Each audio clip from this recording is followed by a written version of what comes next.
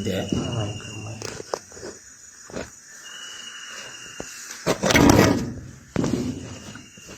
ఇక్కడ నేను లాగుతుందా?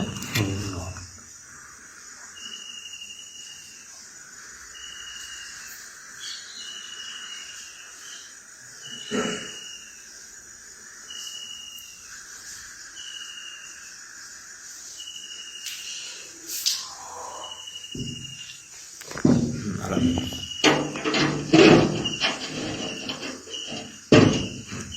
సరే.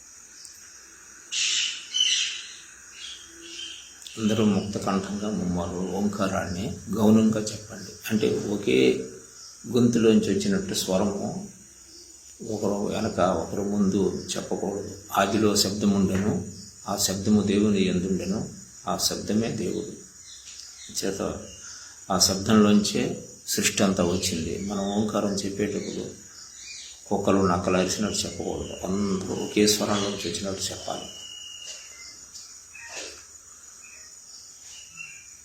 ఓ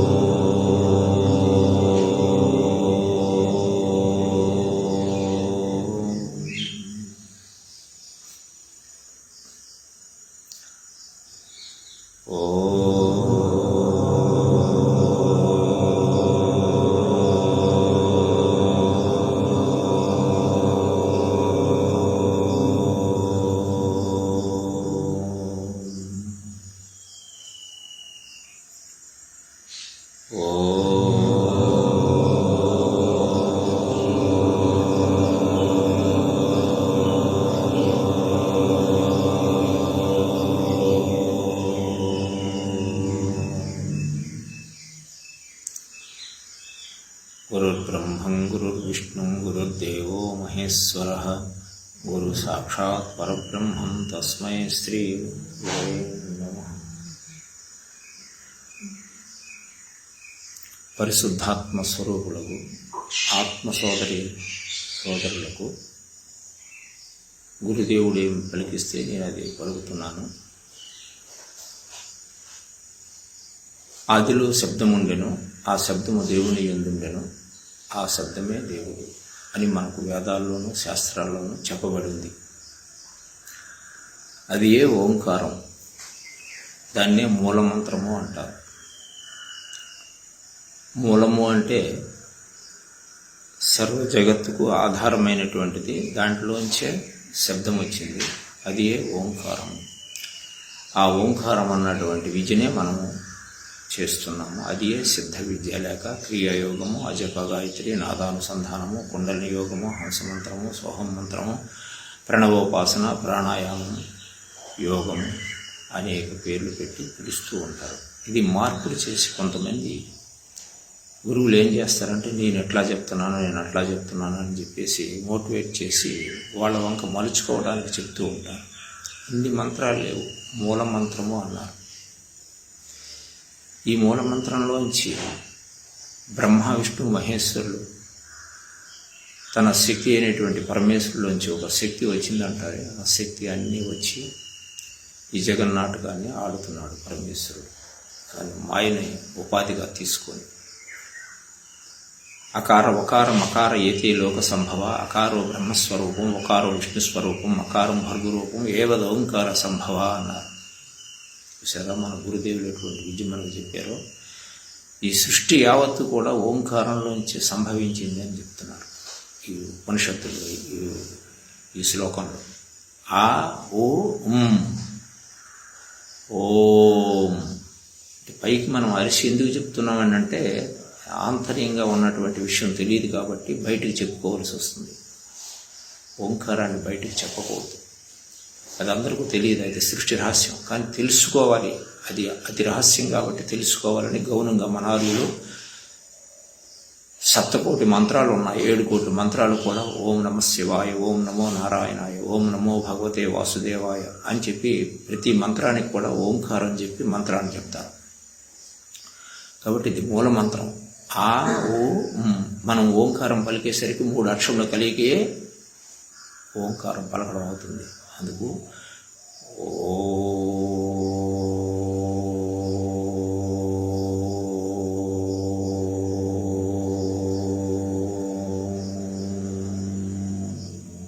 ఇది ముగించేసరికి ఆ ఓ మొత్తం క్లోజ్ అయిపోతుంది. యావత్తు సృష్టి కూడా ఓంకారంలో వచ్చింది. బ్రహ్మ విష్ణు మహేశ్వరులు కూడా ఓంకారంలోంచి వచ్చారు. అకారో బ్రహ్మస్వరూపం, ఒకారం విష్ణు స్వరూపం, మకారం వర్గురూపం. ఆ అంటే బ్రహ్మ సృష్టికర్త, ఓ అంటే విష్ణు స్వరూపం, మా అనగా మూయబడుతుంది అంటే క్లోజ్ అయిపోతుంది సృష్టి. భర్గుడు అంటే ఈశ్వరుడు. అందుకు ఈశ్వరుడు ఎప్పుడు కూడా ధ్యానంలోనే ఉంటాడు. కనిపిస్తున్నటువంటి ప్రకృతి అంతా కూడా మాయలోంచి వచ్చింది, మళ్ళీ మాయలోనే లయమైపోతుంది. కైవల్యోపనిషత్తులో పార్వతీదేవితో ఈశ్వరుడు చెప్తాడు, ఓ పార్వతి మయ్యేవ సకలం జాతం, ఈ సృష్టి యావత్తు కూడా మాయలోంచి పుట్టింది అని మాయకు ఉపాధిగా తీసుకొని ఈ సృష్టి అంతా చేశాడు పరమేశ్వరుడు. మై సర్వం ప్రతిష్ఠిత, ఈ సృష్టి అంతా ఎక్కడుంది? మాయలోనే ప్రతిష్ఠింపబడింది. మై సర్వం లయం యాంతి, మరల ఇదంతా ఎక్కడ లయమైపోతుంది? మళ్ళీ మాయలోనే లయమైపోతుంది.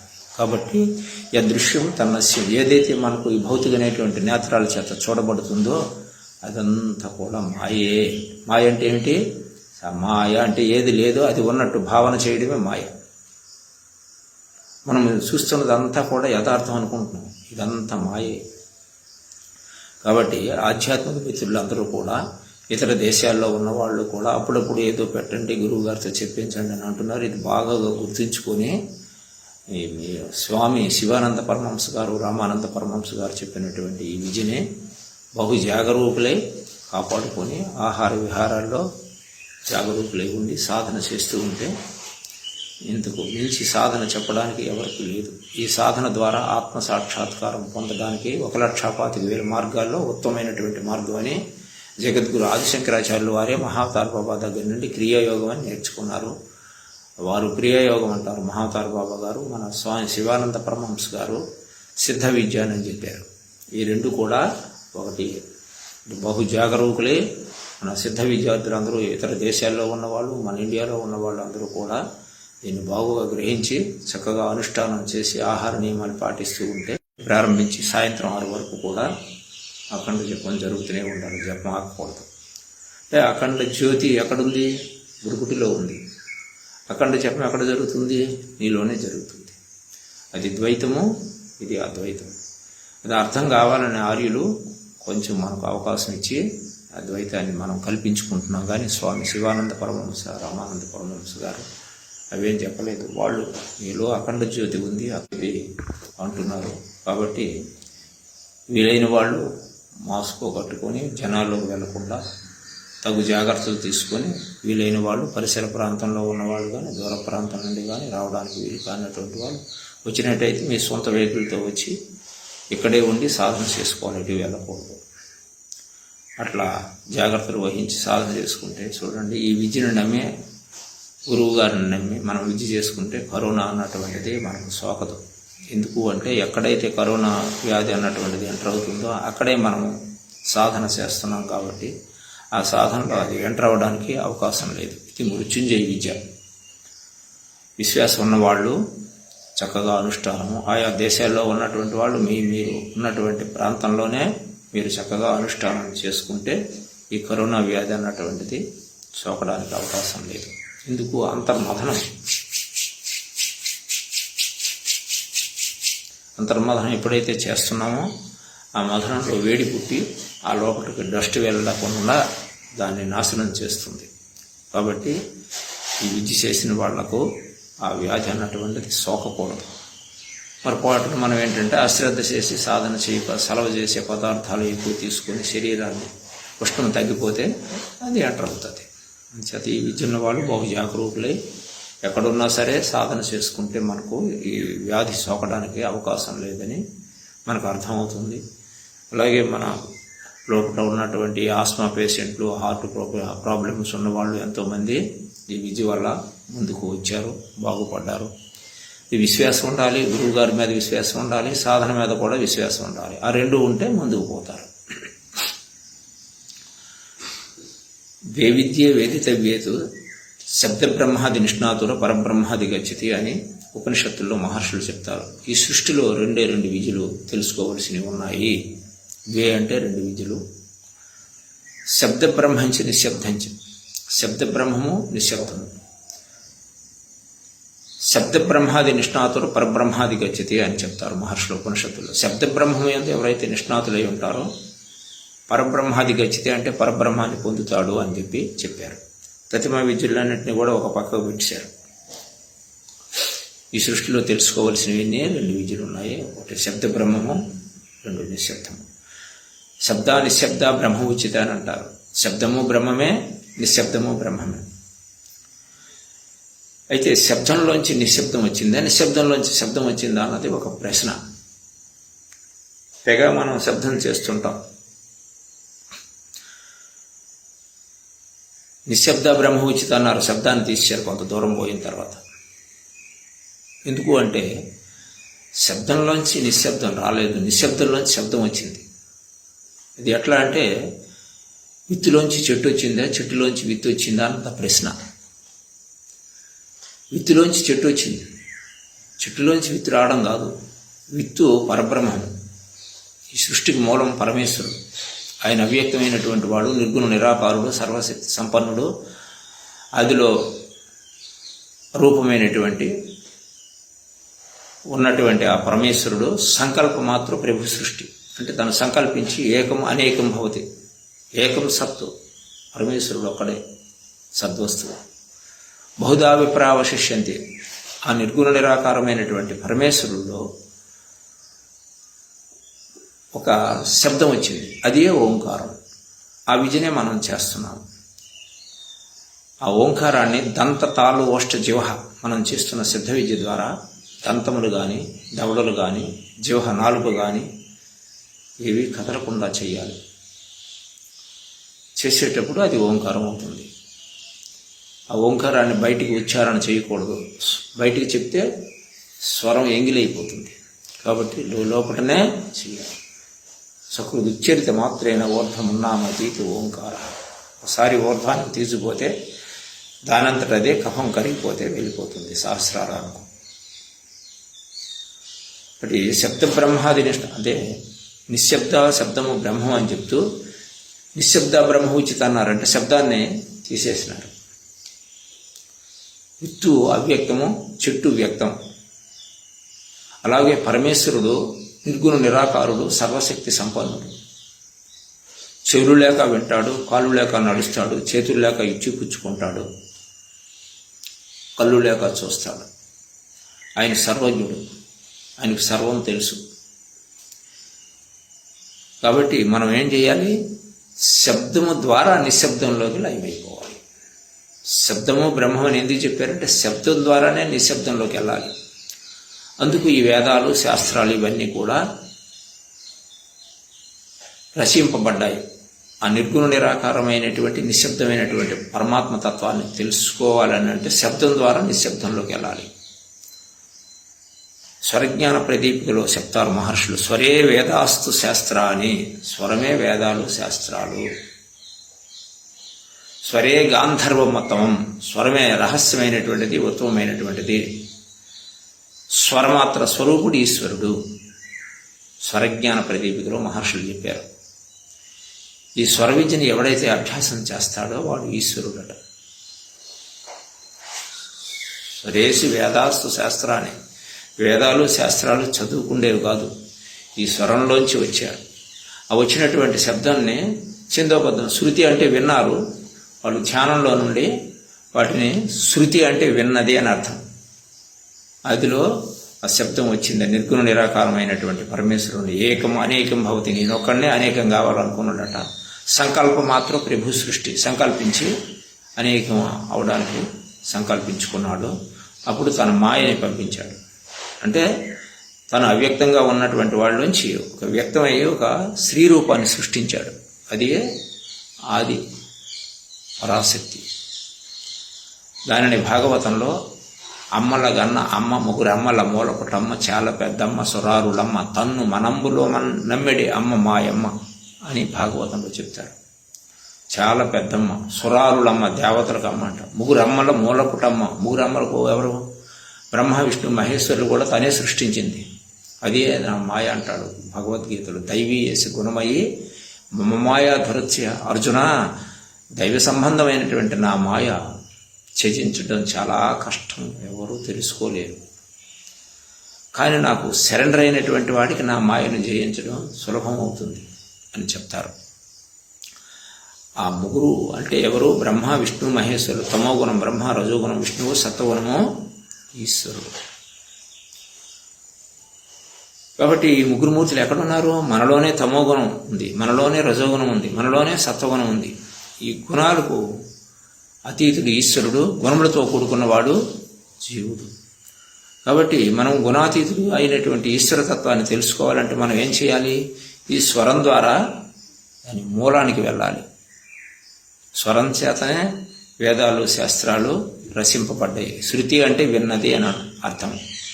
ఆదిలోనున్నటువంటి నిర్గుణ నిరాకారమైనటువంటి ఆ బ్రహ్మంలోంచి ఒక శబ్దం వచ్చింది, అది ఓంకారము. ఆ ఓంకారమే మూలమంత్రము. ఆ మూలమంత్రంలోంచి శృతి విన్న తర్వాత వాళ్ళు ఛందోబద్ధం చేశారు. శృతి అంటే విన్నది అని అర్థం. విన్న తర్వాత శృతుల్ని రచించారు. శృతి విన్న తర్వాత వాళ్ళు ఛందోబద్ధం చేశారు, మంత్రబద్ధం చేశారు ఋషులు. ఆ శృతి తర్వాత స్మృతి అన్నారు. స్మృతి అంటే భగవద్గీత, మనుస్మృతి ఇవి. తరువాత వాళ్ళ అనుభవాన్ని వాళ్ళు గ్రహించిన తర్వాత ఆ తత్వాన్ని మనకు అందజేశారు. భగవద్గీత అంతా కూడా తన అనుభవం ఎవరిది? కృష్ణుడిది. తను అనుభవించినటువంటి తత్వాన్ని మనకు భగవద్గీతనే చెప్పాడు. భగవద్గీత అంటే అర్థం ఏంటంటే, భగము అంటే బ్రహ్మనాడి, గీత అంటే స్వరము, పారాయణ అంటే పలుకుట. అదే సిద్ధ విద్య.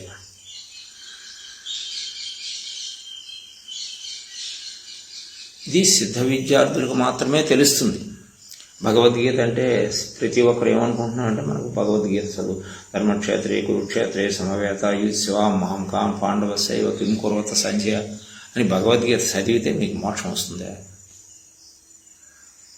తీరి తెలియడం కొరకు భగవద్గీత చదివితే అని అంటగట్టారు. అలాగ భగవద్గీత పారాయణ చేస్తే, భగము అంటే బ్రహ్మనాడి, గీత అంటే స్వరము, పారాయణ అంటే కలుగుట. అదే సిద్ధ విద్య, అదే క్రియాయోగము, అదే అజప గాయత్రి, అదే కుండలిని యోగము, అదే హంస మంత్రము, అదే సోహం మంత్రము, అదే యోగము.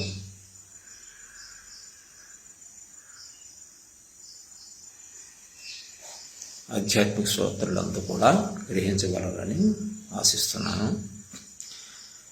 ఇప్పుడు శబ్దము ఏమవుతుంది? నిశ్శబ్దంలోకి మళ్ళీ లయమైపోతుంది. భగము అంటే అర్థమైంది కదా, బ్రహ్మనాడి, మూలాధార ఆరంభ్య బ్రహ్మరంధ్ర పర్యంతం సుషుమ్నా సూర్యభ తన్మధ్యే పరమాత్మ వ్యవస్థిత మంత్రపుష్పంలో చదువుకుంటున్నాం. మరి ఏంటి అర్థమైంది మనకు చెప్పండి? మంత్రపుష్పం అంత యోగం గురుండే ఉంది. మూలాధారం ఆరంభించి బ్రహ్మరంధ్రం వరకు వచ్చి అక్కడ నుండి దిగువకు వచ్చేసాడు. దిగువకు వచ్చి తను మర్చిపోయాడు. తాను ఎవడో తను తెలవకుండా మాయా ప్రపంచంలో, ఈ మాయాజాలంలో సంచారం చేస్తున్నాడు. ఆ సదాశివుడే శివరూపంలో సంచారం చేస్తున్నాడు. తను తెలవకుండా మరుగుపరిచేసినాడు. అక్కడి నుండి మూలాధారం ఆరంభించి బ్రహ్మరంధ్రం నుండి దిగువకు ఎప్పుడైతే వచ్చాడో స బ్రహ్మ, ఆయనే బ్రహ్మ అంట. స విష్ణు, ఆయనే విష్ణువు అట. స రుద్ర, ఆయనే రుద్రుడట. మంత్రపుష్పం చదువుకోండి. ఎందుకు ఏం చదువుతారు చెప్పండి? సాధన లేనిదే చదివితే ఏమి లాభం? పండితీ ప్రకటన బ్రహ్మోపాసనకు ప్రతిబంధకం అని చెప్పేశారు మహర్షులు. పాండిత్యం వస్తే బాగా మాట్లాడడం వస్తుంది, సాలువాలు కప్పుతారు, సభలకు వెళ్తాడు, సన్మానం చేస్తారు, పైసలు వస్తాయి. దానివల్ల ముక్తి మోక్షం మాత్రం రాదు. ప్రతి సిద్ధ విద్యార్థి కూడా ఒక ఆటం బాంబు. ఈ సిద్ధ విద్య ఎవరైతే స్వీకరించారో ప్రతి ఒక్కరూ కూడా ఒక ఆటం బాంబు లాంటి వారు. అర్థమైంది కదా? బాగుగా సాధన చేస్తే సృష్టి రహస్యం కూడా తెలియబడుతుంది. మూలాధారం అంటే సహస్రారం, మూలం అంటే మొదలు, ఊర్ధ్వ మూలం పైనుంది, అధశేఖం దాని శాఖోపశాఖలు కిందికి వచ్చి ఆ మూలంలో ఉన్న స్వామి ఏకం అనేకం భవతి. నేను ఒకనే అనేకం కావాలనుకున్నాడు కాబట్టి కుమ్మరవాడు మట్టి ముద్దను తీసుకొచ్చి తన సంకల్పం చేత అనేకమైనటువంటి బాండము, కుండ, ముంత, మూకుడు అన్ని తయారు చేసినట్టుగా నేను అనేకం కావాలని ఆత్మన ఆకాశ సంభూత, ఆత్మగా ఉన్నవాడు, ఏకంగా ఉన్నవాడు, నిర్గుణుడు, నిరాకారుడైనటువంటి పరమేశ్వరుడు ఆకాశం శరీరం బ్రహ్మ తాను ఒక జ్యోతి స్వరూపంగా మారి చిదాకాశాన్ని సృష్టించాడు. ఆకాశాద్వాయు, ఆకాశంలోంచి వాయువు వచ్చింది, వాయురగ్ని, ఆ వాయువులోంచి అగ్ని వచ్చింది, అగ్నిరాపహ, ఆ అగ్ని ఆపహ అంటే అక్కడ నుండి జలం వచ్చింది, ఆపహ పృథివీ భూమి వచ్చింది. ఎన్నయ్యాడు? పంచభూతాలు సృష్టించాడు. తన ఆత్మస్వరూపుడై ఉన్నాడు. నిర్గుణ నిరాకారుడైనటువంటి ఆ పరమేశ్వరుడు ఏకము, నేను ఒకనే అనేకం కావాలని సంకల్పించాడు కదా. కుమ్మరివాడు ఎలాగైతే మట్టి ముద్దను తీసుకొచ్చి బాండము, ముంత, మూకుడు అనేకం తయారు చేస్తాడు, అట్లాగే పంచభూతాలు క్రియేట్ చేశాడు. ఆ పంచభూతాల ద్వారా, ఈ పంచభూతాలు మన లోపల ఉన్నాయి, మన బయట కూడా ఉన్నాయి. అందుచేత మనం ఎక్కడి నుండి వచ్చినాము? ఆత్మ నుంచి వచ్చాము. ఆత్మన ప్రాణోపసాయితే, ప్రాణం అగ్ని, అగ్ని ఈశ్వర, ఆత్మ నుంచి ప్రాణం వచ్చింది, ప్రాణం అగ్ని స్వరూపము, ఆ అగ్ని ఈశ్వరుడు. మనం ఇంతవరకు ఎవరిని ఆరాధన చేశాము? ఈశ్వరుణ్ణే ఆరాధన చేశాము. ప్రాణం అన్నటువంటిది ఆత్మ నుంచి వచ్చింది. మరలా ఈ ప్రాణాన్ని ఆత్మలోనికి లయం చేయాలి. ఇప్పుడు భూతత్వంలో మనం ఉన్నాం. భూతత్వంలోంచి జలతత్వం, జలతత్వంలోంచి వాయుతత్వం, అగ్నితత్వం, అగ్నితత్వంలోంచి వాయుతత్వం, వాయుతత్వంలోంచి ఆకాశతత్వం, ఆకాశతత్వంలోంచి ఆవులకు వెళితే వాడే ఈశ్వరుడు. ఇప్పుడు ఎక్కడి నుండి వచ్చావో, ఎచ్చటి నుండి వచ్చితివో అచ్చటికి ఏగుట ప్రాణికోటికి నైజమా అంటారు మహర్షులు. జీవుడు ఎక్కడి నుండి వచ్చాడో అక్కడ పోతాడు. ప్రతి ఒక్కడు కూడా ఇక్కడ ఉండేదానికి లేదు. శతాయుర్భవన్ అన్నారు కానీ ఎవడు కూడా నిండా 100 ఏళ్ళు ఉండేదానికి లేదు. ఈ ఉన్న కాలంలో కూడా అనేక రోగాలు, రుగ్మతులు, అనేక బాధలు, ఇతరు బాధలకు గురైపోతున్నాడు. ఎందుకు? లాలచి లేక, జ్ఞానం లేక, దైవ సంబంధమైనటువంటి జ్ఞానం లేక. ఈ జ్ఞానాలన్నీ కూడా ఉంటాయి. మనకు ఏ జ్ఞానము? పట్టుకూటి విద్యల కొరకు అనేకమైన చదువుకుంటారు. ఐఏఎస్, ఎంఎస్, ఎంఏ, బిఎస్ అన్నీ చదువుకుంటారు. ఇవన్నీ 4 మెతుకుల కొరకు పట్టుకూటి విద్యలు. ఐఏఎస్ ఇండియాలో పెద్ద చదువు అంటారు. ఐఏఎస్ అంటే ఇండియన్ అడ్మినిస్ట్రేషన్ సర్వీస్ అంటారు. ఇంద్రియాలు అడ్మిట్ చేయగలవాడు అయ్యే పని కాదు. అందుచేత అవన్నీ పొట్టకూటి విద్యలు, 4 మెతుకుల కొరకు. పెద్ద చదువులు చదివితే పెద్ద ఆఫీసర్ అవుతాడు. ఇంటి నిండా వస్తువులు, వాహనాలు ఉంటాయి. కంటి నిండా నిద్ర, పొట్ట నిండా తిండి ఉంటే అయిపోయింది జీవిత రహస్యం కాదు. కాబట్టి అది జీవిత పరమార్థం తెలియజేసే విద్యలు కాదు ఇవి. ఇవన్నీ కూడా పొట్టకూటి విద్యలు. అన్య విద్యా పరిజ్ఞానం అవశ్యం నశ్వరం భవేత్, బ్రహ్మ విద్యా పరిజ్ఞానం బ్రహ్మ ప్రాప్తి కరం స్థిరం. అన్ని విద్యలన్నీ కూడా ఈ ఉపాధి ఉన్నంత వరకే నీకు ఉపకరిస్తాయి. బ్రహ్మ విద్య బ్రహ్మ ప్రాప్తి కరం స్థిరం. అందుకు యోగ భ్రష్టుడు ఏమవుతాడని అర్జునుడు 6వ అధ్యాయంలో అడిగితే, అర్జున వాడికి నాశనం లేదు, నా సంబంధమైన క్రియను చేశాడు, నన్ను పొందడం కొరకు ప్రయత్నం చేశాడు, కాబట్టి వాడు నెక్స్ట్ జన్మలో మానవ జన్మ వస్తుంది, ఆగర్భ శ్రీమంతుడింట్లో పుడతాడు. పుట్టుకతో అక్కడి నుండి యోగుల వంక, యోగం వంక ఎక్కడైతే సాధన నిడిచిపెట్టాడో మరి కంటిన్యూషన్ కొరకు ప్రయత్నం చేస్తాడు తనకు తెలవకుండానే అని చెప్పేసి 6వ అధ్యాయంలో యథార్థాన్ని చెప్తారు. అథవా యోగినామేవ కులే భౌతి ధీమత, ధీమంతులైనటువంటి బుద్ధివంతులు అయిన యోగులకు బిడ్డడుగానే పుట్టొచ్చు అంటూ మళ్ళీ అక్కడ కామా పెడతారు. అయితే జన్మ దుర్లభం, యోగులకు బిడ్డడుగా పుట్టడం చాలా దుర్లభం అర్జున అని చెప్పారు. అయితే అగర్భ శ్రీమంతుడింట్లో పుడతాడు పుట్టుకతో, మళ్ళీ విడిచిపెట్టిన సాధనని కంటిన్యూషన్ చేస్తాడు. అంటే గ్యారంటీ ఇచ్చారు యోగికి. తతిమ వాళ్ళ గురించి అర్జునుడు అడగనూ లేదు, ఆయన చెప్పనూ లేదు. ఎందుకంటే వాటి గురించి అవసరం లేదు. అవి అవసరం లేని విద్యలేవి. ఏదో చేస్తున్నాడు. గుడ్డెద్దు చేతిలో పడ్డట్టు బ్రహ్మం అంటే బ్రహ్మం, అందరూ దేవుడు అంటున్నారు, నేను దేవుడు అంటున్నాను. నలుగురితో పాటు నారాయణ, కులంతో పాటు గోవింద. వస్తునిచ్చే జ్ఞానం తెలియదు, మూలం దగ్గరికి వెళ్ళే విద్య కూడా తెలియదు. గుడ్డెద్దు చేతిలో పడితే తడుకుంటుంది, దానికి కళ్ళు కానరావు, ఇలా తడుకుంటూ వేస్తుంది. వివరణ దానికి తెలియదు. అలాగే అందరూ కూడా బ్రహ్మం అంటున్నారు, నేను బ్రహ్మం అంటున్నాను. గోవిందో గోవింద అంటే అందరూ గోవింద అంటే నేను గోవింద అంటున్నాను. కానీ ఇవి మూలం తెలియదు. కాశీలో దేవుడు ఉన్నాడు అంటారు, తిరుపతిలో దేవుడు ఉన్నాడు అంటారు, అక్కడ ఉన్నాడు ఇక్కడ ఉన్నాడు అని తిరుగుతున్నారు పిచ్చుకోగలరు. దేవుడు స్వయంభూ. ఈశ్వర సర్వభూతానాం హృదయ సర్జున తిష్టతి భ్రామ్యన్ యంత్రారూఢాని మాయ అని భగవద్గీతలో శ్లోకంలో చెప్పలేదు స్వామి. ఈశ్వరుడు నేను ఎక్కడున్నానంటే అర్జున సర్వభూతానాం, సర్వభూతాల్లోనున్నాను. కానీ తెలుసుకునేది ఒక మానవ మేధకే. నన్ను తెలియాలంటే ఒక మానవ మేధే, మానవుడే తెలుసుకోగలడు. మానవుడే మాధవుడు, మాధవుడే మానవుడు.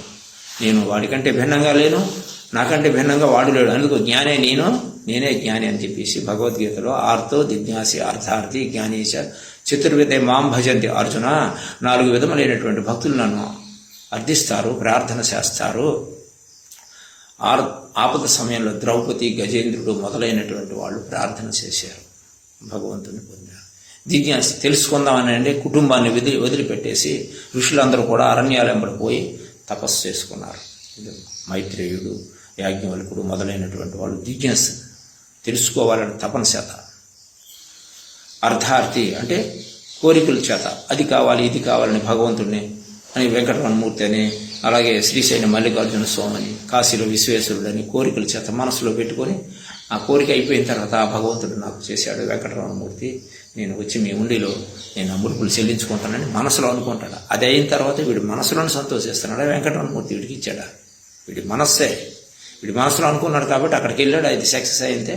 వీడి మనస్సు గాఢంగా ఉంది కాబట్టి అది అయింది. అది వెంకటరమణమూర్తి ఏం చేయడు. వెంకటరమణమూర్తి జడ పదార్థం ఏం చేస్తుంది? చైతన్యం వెంకటరమణమూర్తి నీలోనే ఉన్నాడు, కాశీ విశ్వేశ్వరుడు నీలోనే ఉన్నాడు. అది తెలవక ఆయన చేశాడని వీడు సంతోషిస్తాడు. ఏది ఆ పని అయిన తర్వాత మనస్సుకు సంతోషం వస్తుంది.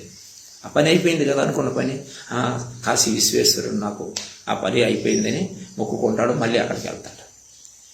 ఏంటంటే నీ లోపల ఉన్న వస్తువుని వదిలేసి నీ మనస్సు సంకల్పించుకొని బయట ఎవరో చేస్తున్నారని అనుకుంటున్నాను. అది చాలా శుద్ధ తప్పు. జడ పదార్థాలు నిన్నేం చేయలేవు. అది నీ మనస్సు చేత ప్రేమిస్తున్నావు. ఈ లోపటే చైతన్యం ఉంది. ఆ చైతన్యం ద్వారా నీవు అనుకుంటున్నావు, అనుకున్న పనిని అయిందని సంతోషిస్తున్నావు. మళ్ళీ తర్వాత మరి కోరిక వచ్చిన తర్వాత నీకు సంతోషం ఉంటుందా? ఉండదు. ఎందుకు ఉండదు? మళ్ళీ కోరికలు పుట్ట మనస్సు ఒకటి వేసుకొని ఉంటాయి. ఆ పెన వేసుకొని ఉన్న కోరికల ద్వారా నువ్వు సంతోషాన్ని ఎప్పుడు పొందలేవు. మనస్సు సాగిపోవాలి. మనస్సు సాగే చోటు ఎక్కడ? భూమధ్య స్థానం. పుట్టిన చోటునే ఎప్పుడైతే ఈ మనస్సుని నీవు ఆపగలుగుతావో అప్పుడు నీకు నిశ్చలమైనటువంటి విషయం తెలియబడుతుంది, భగవతత్వం. ఆత్మ ఎక్కడుంది అనే ప్రశ్న వేస్తే ఆత్మబోధలో శంకరాచార్యులు వారు చెప్తారు, సదా సదగతో ఆత్మ. ఆత్మ సర్వత్రా ఉందట. ఆత్మ బింబం ఎలాగుందో ప్రతిబింబం కూడా అలాగే కానొస్తుంది. నీ బుద్ధి శుద్ధమైతే నీకు ఆత్మానుభూతి కలుగుతుంది అని ఆది శంకరాచార్యులు వారు ఆత్మబోధలో చెప్తారు. ఇలాంటి విషయాలు గ్రహించక మోసపోయి అక్కడ దేవుడున్నాడు, ఇక్కడ దేవుడున్నాడు పిచ్చుకోకలా తిరుగుతున్నారు జనాలు. ఏమని చెప్తాం? శాంతాకారం భుజగశయనం పద్మనాభం సురేశం గగన సదృశ్యం మేఘవర్ణం శుభాంగం లక్ష్మీకాంతం కమలనయనం యోగి హృద్యానగమ్యం వందే భవవైహరం సర్వలోకైకనాథం అని శ్లోకం చెప్తున్నాం. యోగి హృద్యానగమ్యం అన్నారు. యోగులు హృదయంలోనే తెలియబడతారట. అయినప్పుడు మరి ఏం చేయాలి? మనం కాశీకి వెళ్ళాలా, రామేశ్వరం వెళ్ళాలా, తిరుపతి వెళ్ళాలా, ఎక్కడికి వెళ్ళాలి? ఈ శ్లోకంలో ఏం చెప్పారు? యోగి హృదయానుగమ్యం. యోగులు హృదయంలోనే తెలియబడతారు. భగవద్గీతలో కృష్ణుడు కూడా ఈశ్వర సర్వభూతాలం, నేను సర్వభూతాల్లోనే ఉన్నాను.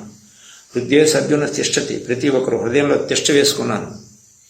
బ్రాహ్మ్యాన్ని యంత్రారూఢాని మాయ, యంత్రగాడు బొమ్మల్ని ఆడించేటట్టు నా నిజశక్తి చేత ఈ బొమ్మలన్నీ ఆడిస్తున్నాను. నేను వదిలిపోతే యంత్రం పడిపోతుంది. ఇంత విషయాన్ని ఆయన తేటతెల్లంగా చెప్పాడు. కానీ ఒకరు గ్రహిస్తున్నారు భగవద్గీత. భగవద్గీత ఏంటి? భగవద్గీత భగవద్గీత చదువుకుంటే గ్రంథమా, అనుష్ఠాన గ్రంథమా? ఒక శ్లోకం తీసి అనుష్ఠానం చేయండి, భగవద్గీత ఏంటో మీకు తెలుస్తుంది. అలా కాకుండా భగవద్గీత అంతా చదువుకున్నా సరే మీకేమవుతుంది? తెలియబడదు. ఎందుకంటే తీరి తెలుస్తుంది. భగవద్గీత చదువుకుండే గ్రంథం కాదు, అనుష్ఠాన గ్రంథం. అది వేమన్న కూడా ఒక పద్యంలో చెప్తాడు, యోనిలోన పుట్టి యోనిలోన పెరిగి యోనిలోన తెరుగు కానలేరు యోని చూసి పరమ యోగంపు మరసరా విశ్వతాభిరామ. అయిపోయి వేదాంతం. ఆ పద్యానికి అర్థం తెలిస్తే వేదాంతం అయిపోయినట్టే లెక్క. మనమంతా కూడా యోనిలోంచి పుట్టాం, యోనిలోని పెరిగాము. యోను లేరు తెరువు కానలేరు, యోని చూసి పరమ యోగంబు మరసర. బాహ్యం అనేటువంటి అర్థం ఏంటంటే ఒక మాతృమూర్తి యోనిలోంచి వచ్చాం. ఆయన తేట తెల్లంగా ఇటు ప్రకృతిని అటు పరమాత్మని జోడించి కంపారిజన్ చేసి చెప్తాడు అవధూత. వేమన చెప్పింది వేదాంతం కాదనేవాడు గాడిదని చెలోక్తిగా ఒక నానుడు ఉంది. అంతటి గొప్పగా కఠినంగా చెప్తాడు, అందరినీ ఖండనమండన చేసి పారేస్తాడు. ఈ శ్లోకానికి ఈ పద్యానికి అర్థం తెలిస్తే వేదాంతం అయిపోయినట్టు లెక్క. యోని అంటే మనం ఒక మాతృమూర్తి గర్భంలోంచి ఆకాశం మీద నుండి ఎవడు ఊడి పడలేదు.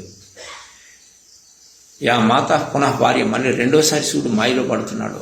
ఆ మాతృమూర్తే కంది యోనిలోంచి వచ్చాడు. మరలా మాతృమూర్తినే శ్రీమూర్తినే భారీగా వచ్చింది రెండోసారి.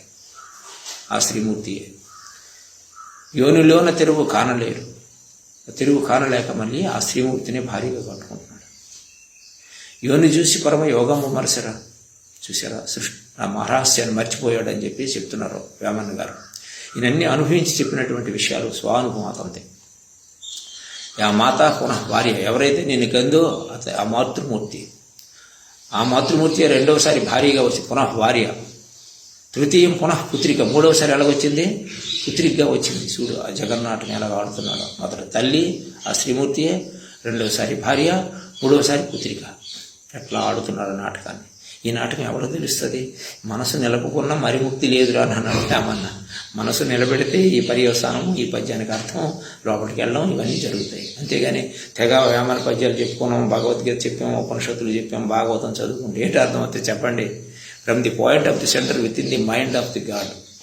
భగవంతుడు అన్నవాడు ఈ మైండ్లో ఉన్నాడు. ఈ సర్వజ్ఞత్వం మనలోనే ఉంది. అది తెలియాలని అంటే యోనిలోకి వెళ్ళాలి.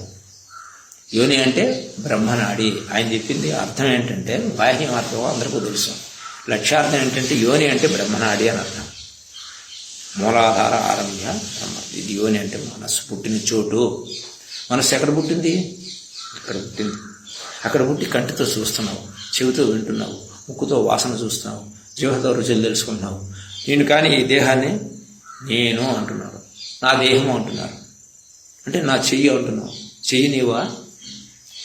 నా దేహం అంటున్నావు. హుయిదిస్ నీవు ఎవడవి? ఇంత క్షుణ్ణంగా వేదాంతం ఉంది. మనిషి మృగమా?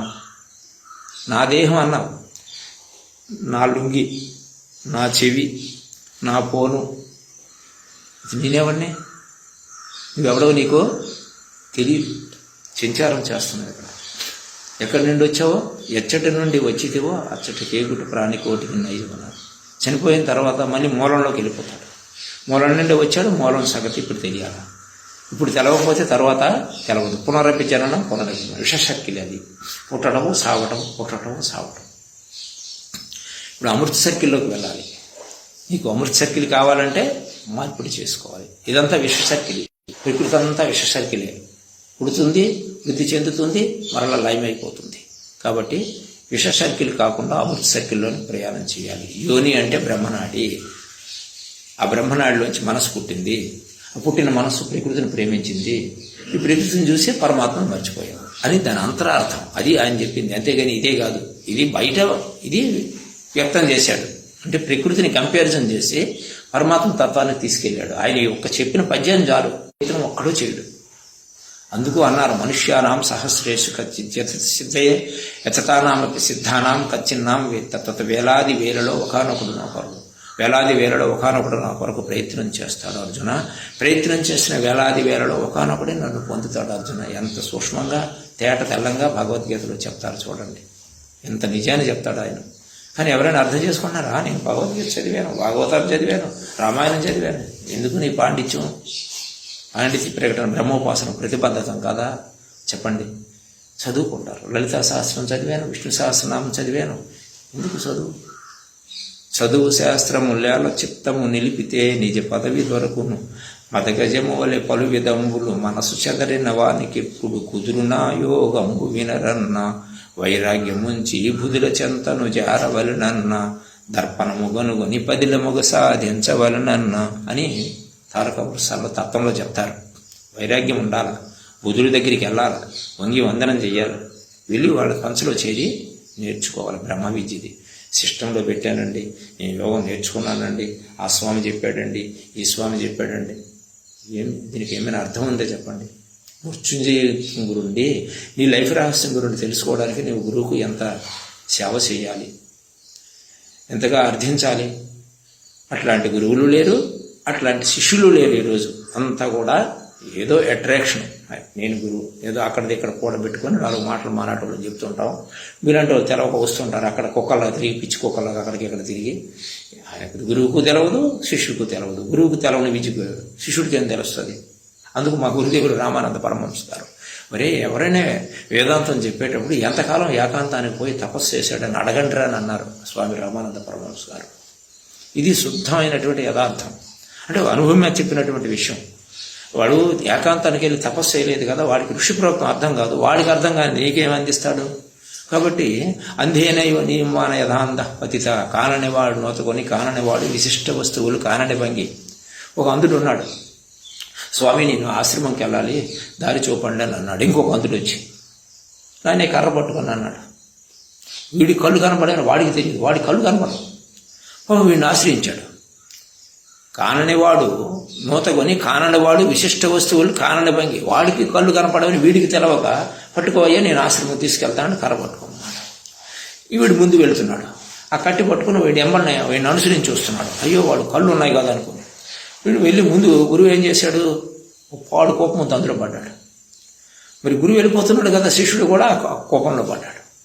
ఆ విధంగా ఉంది మన తీరని భాగవతంలోనూ పోతనామాచ్యుడు వివరణిస్తాడు. అంధే నియమాన యథాంత కఠోపనిషత్తులు చెప్పాడు. ఒక్కొక్క అంధుడు ఇంకొక అంధుడికి దారి చూపినట్టు ఉంటుంది వేదాంతం అని అన్నారు. వేదాంతం అంటే అది సామాన్యమైనటువంటి విషయం కాదు. తపస్సు చేయాలి. తపస్సు చేస్తేనే అర్థం అవుతుంది. తపస్సు చేయని వాడికి అర్థం కాదు. అర్థం కాని వాడి దగ్గర మనం అనుసరిస్తే ఈ విధంగానే ఉంటుంది సుమా అని చెప్పి వాళ్ళు తేట తెల్లంగా చెప్పారు. మా గురుదేవులు కూడా చెప్పారు, తపస్సు చేస్తేనే అర్థమవుతుంది.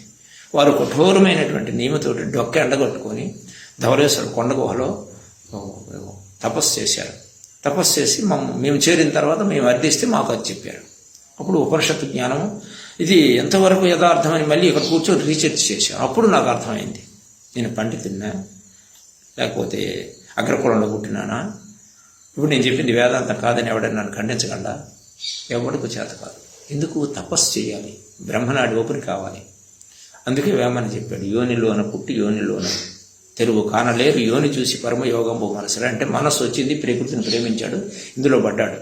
నేను ఘనాపాటిని, నేను శతావధాన్ని, నేను అష్టావధానిని, నేను పండితుడిని అన్నటువంటి దేహాత్మ బుద్ధి ఉంటుంది. కానీ యోని మర్మం ఎవరికి తెలవకుండా ఉంది. యోని అంటే మనస్సు పుట్టిన చోటు. ఆ మనస్సు ప్రకృతిని ప్రేమిస్తుంది. ధారేషణ ధనేషణ పుత్రేషణ. ప్రతి ఒక్కడు భార్య యందు మమకారం, పిల్లల యందు మనం ధమన యందు మమకారం. ఈ విధంగా 1 by 1 కోరికలు పుట్ట మనిషికి. మనిషి దుఃఖానికి కారణం ఏంటి? కోరికలు. కోరికలు ఎప్పుడైతే లేవో మనిషి సుఖిస్తాడు. కోరికలు ఉన్నంత వరకు ఎప్పుడూ సుఖించలేడు. బుద్ధుడు ఆ రోజు మనకు దుఃఖానికి కారణం కోరికలని ఆరాధించాడు, అది బయటకు చెప్పాడు. బుద్ధి గుహాయాం సదసత్ విలక్షణం. ఆయన అనాపాన సతి అనే యోగాన్ని నేర్పాడు సమాజానికి. శూన్యంలోకి వెళ్ళిపోయాడు. ఇదంతా శూన్యం అని అన్నాడు. శూన్యం అంటే ఏమీ లేదు, కనిపిస్తున్నదంతా కూడా ఏమీ కాదు, ఇది యథార్థం కాదు, అది ఒక్కటే యథార్థం, దాని గురించి చెప్పడానికి లేదు అని చెప్పాడు. బుద్ధుడు అది దేవుడు ఇది దేవుడు అనేది ఏం చెప్పలేదు. శూన్యంలోకి వెళ్ళిపోయాడు అంతే బాస్. శూన్యంలోకి వెళ్ళిన తర్వాత ఒకటిగానే ఉన్నప్పుడు, రెండుగా లేనప్పుడు ఎవరి గురించి ఎవరు చెప్తారు? చెప్పడానికి లేదు, అనిర్వచనీయం అని చెప్పారు. అందుకు ఈ వేదాంతం కట్టకడకు చెప్పేది కాదు, నిర్వచనం చేయలేరు, అనుభవమే. అందుకు అనుభవం అన్న తెలియాలంటే ఏం చేయాలి? లోపలికి వెళ్ళాలి. లోపలికి వెళ్ళే విద్య ఏంటి? యోగేన అంతర్ముఖి బుద్ధి. యోగం ద్వారా నీ బుద్ధి అంతర్ముఖం అవుతుంది అర్జున అని అన్నారు. ప్రతి ఒక్కరికి కూడా మనస్సు అంతర్ముఖం కావాలి. అంతర్ముఖోహం పశ్యామి బహిర్ముఖం పశ్యతి దృష్టిజాలం. లలిత సహస్రనామంలో చదువుకుంటారు. అంతర్ముఖం ద్వారానే చూడబడుతుంది, బహిర్ముఖం ద్వారా తెలియబడుతుంది అని ఉంది, చదువుకుంటున్నాను. కానీ అంతర్ముఖం అన్నటువంటి విద్యనే చేయటం లేదు. కాబట్టి అంతర్ముఖంగా చేయాలి అన్నటువంటిది మనకు తెలుస్తుంది. యోగేన అంతర్ముఖి బుద్ధి. భగవద్గీతలో స్వామి చెప్తారు, యోగం ద్వారా మన బుద్ధి అంతర్ముఖం అవుతుంది, అంతర్ముఖం ద్వారా ఆత్మానుభూతి కలుగుతుంది. కాబట్టి ప్రతి ఒక్కరూ కూడా అంతర్ముఖం కావడానికి ప్రయత్నం చేయాలి. స్వస్తి ప్రజాభ్యాం పరిపాలయంతాం న్యాయేన మార్గేణ మహీమహీషా. గో బ్రాహ్మణేభ్యం సోమస్తు నిత్యం. లోకా సమస్తా సుఖినో భవంతు.